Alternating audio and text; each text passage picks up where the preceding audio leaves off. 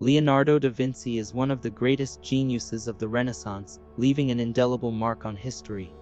Born on April 15, 1452, this extraordinary man was not just a painter, but also a sculptor, anatomist, botanist, geologist, writer, musician, architect, and engineer. His vision, which merged art and science, laid the groundwork for ideas that shaped the modern world. In this detailed exploration, we will journey through Leonardo's life from his childhood to his death, examining his most iconic works, groundbreaking inventions, personal struggles, and his unparalleled legacy in human history. Are you ready? Let's embark on this fascinating journey.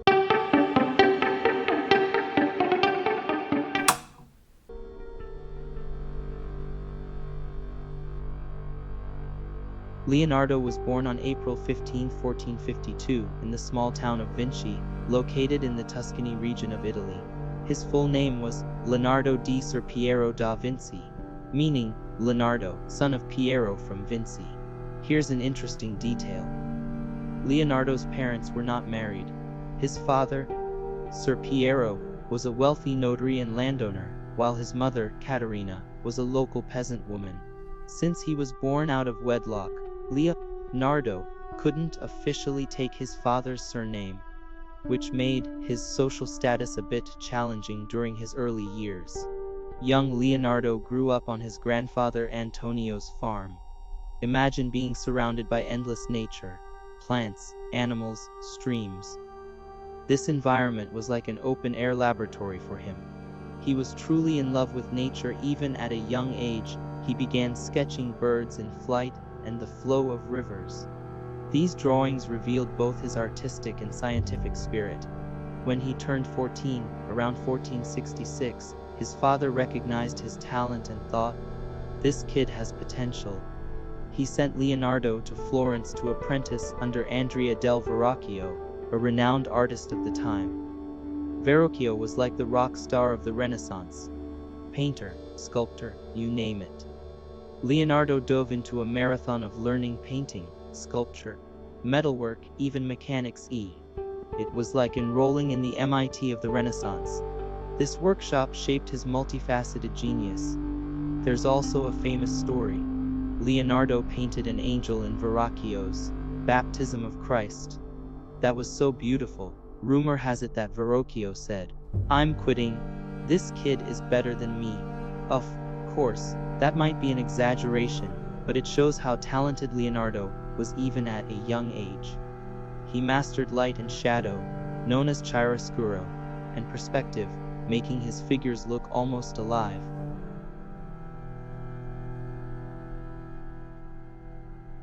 Now, let's dive into Leonardo's world-changing art. He didn't create many works, but each one is a masterpiece. Let's start. First, of course, is the Mona Lisa. Who doesn't know that mysterious smile?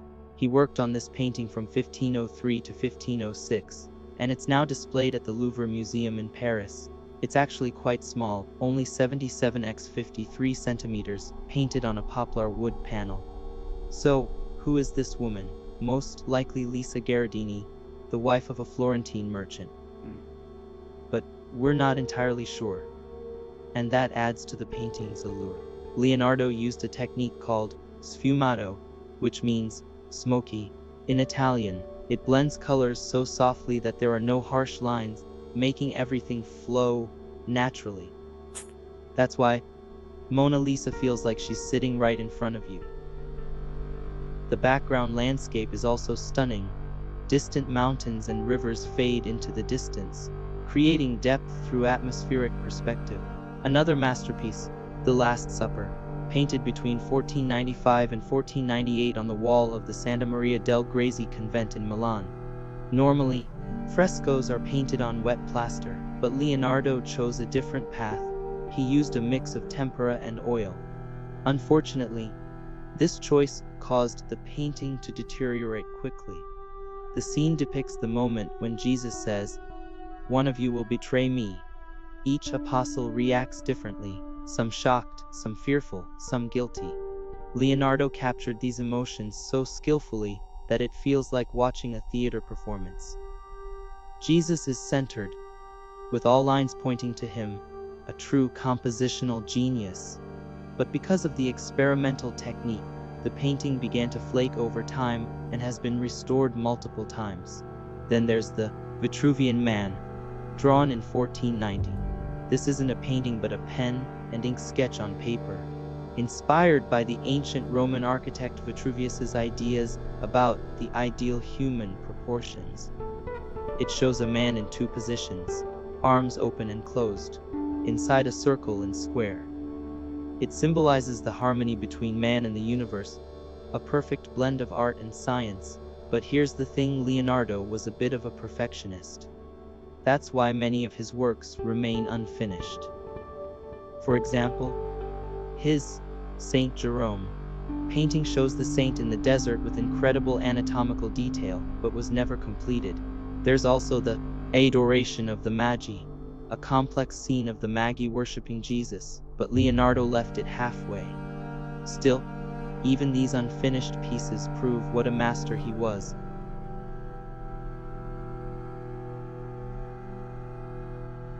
Leonardo wasn't just an artist, he was also a science enthusiast. Let's explore his scientific world. He started with anatomy.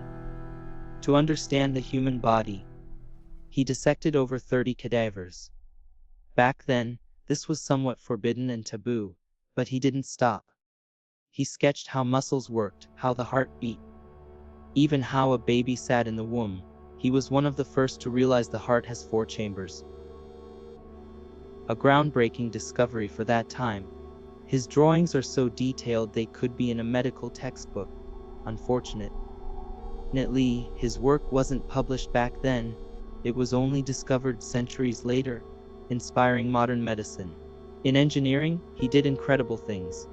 He designed flying machines, for instance.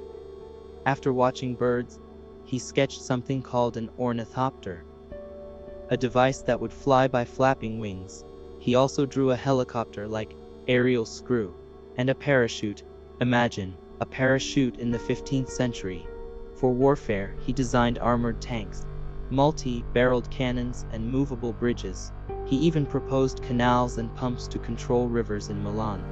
Of course, the technology of his time couldn't build these, but his dreams laid the foundation for modern engineering. He also studied optics and natural sciences. He examined how light refracted and how shadows fell, incorporating these observations beautifully into his paintings. In geology, he studied rocks and fossils. In botany, he researched plant growth patterns. For example, he discovered that tree branches grow in a mathematical pattern. Nothing escaped his keen eye.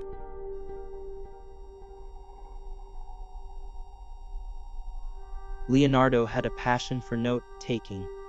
He filled over 7,000 pages. But here's the twist, he wrote them in mirror writing, from right to left. You'd need a mirror to read them. Why did he do this? Maybe because he was left-handed, and it was easier, or perhaps he wanted to keep his ideas secret. We still don't know for sure.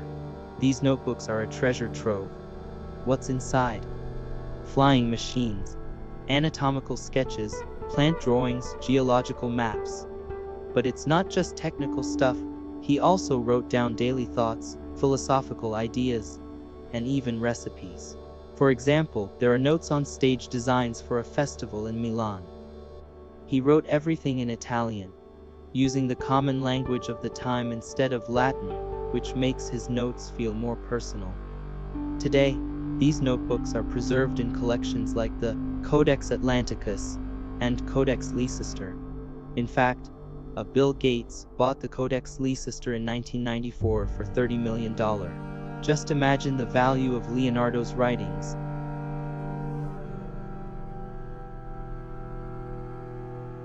Now, let's delve into Leonardo's personal life.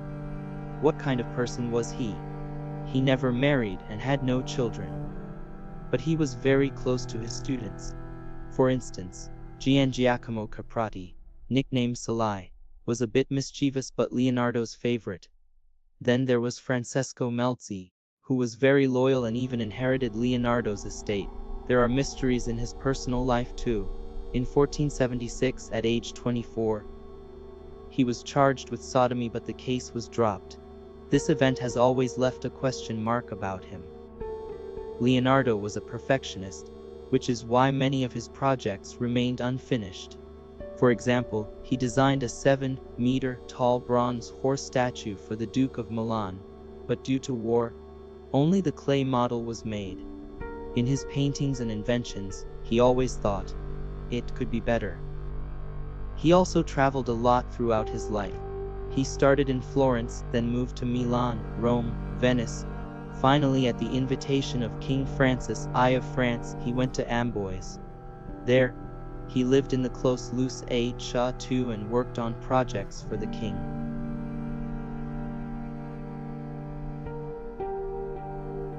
Leonardo spent his final years in France. He passed away on May 2, 1519 at the age of 67.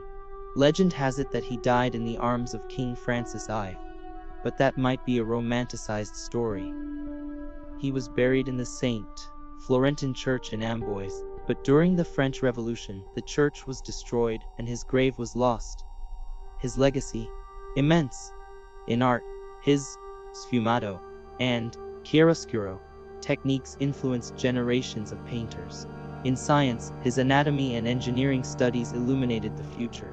Culturally, he became the symbol of the Renaissance man, a star shining in every field.